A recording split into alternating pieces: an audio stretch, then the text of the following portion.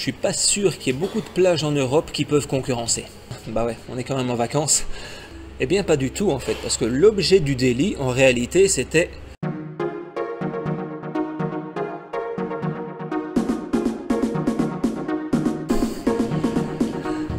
Salut, aujourd'hui je vous sers un petit peu de natation, un petit peu de course à pied et je vous révèle l'objet du délit de lundi à l'aéroport de Cancun.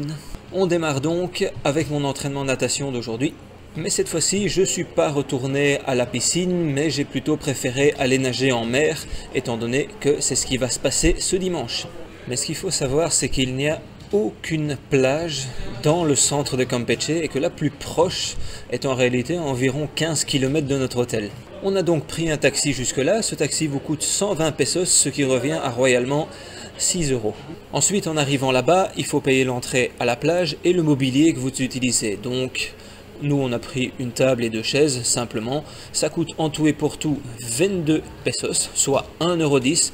Je suis pas sûr qu'il y ait beaucoup de plages en Europe qui peuvent concurrencer.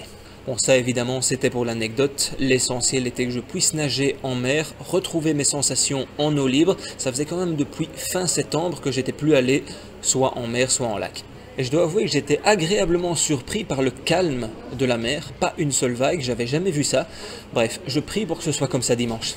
Au niveau de l'entraînement en lui-même, j'ai pu tourner les bras pendant une petite demi-heure environ, tester mon tempo de course, faire quelques petits intervalles un peu plus intenses pour pouvoir faire monter un peu le cœur et surtout me réhabituer au goût de la mer. Après avoir profité un petit peu de la plage quand même, bah ouais, on est quand même en vacances, retour à l'hôtel pour le petit entraînement course à pied. Là aussi, une petite demi-heure d'entraînement en totale décontraction cette fois, zone 2 pour les connaisseurs. Parce que à J-3, l'heure est plus vraiment à l'intensité. Pour terminer cette vidéo, je reviens sur ce qui nous a bloqué au contrôle des bagages en arrivant à Cancun ce lundi. Vous avez été quelques-uns à réagir à ça et c'était assez comique d'ailleurs parce que vous avez tous pensé à de la nourriture. Eh bien pas du tout en fait, parce que l'objet du délit en réalité c'était ceci.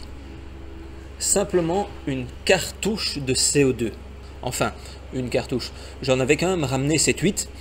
Mais sachez une chose, il vous faut une autorisation pour rentrer au Mexique avec des cartouches de CO2. Allez savoir pourquoi, moi ces cartouches me servent juste à regonfler mon pneu en cas de crevaison. Je me demande bien ce qu'on peut faire d'autre avec ça. Si vous avez des idées, vous pouvez toujours les mettre en commentaire. Je prendrai encore certainement beaucoup de plaisir à les lire d'ailleurs. Allez sur ce, hasta luego!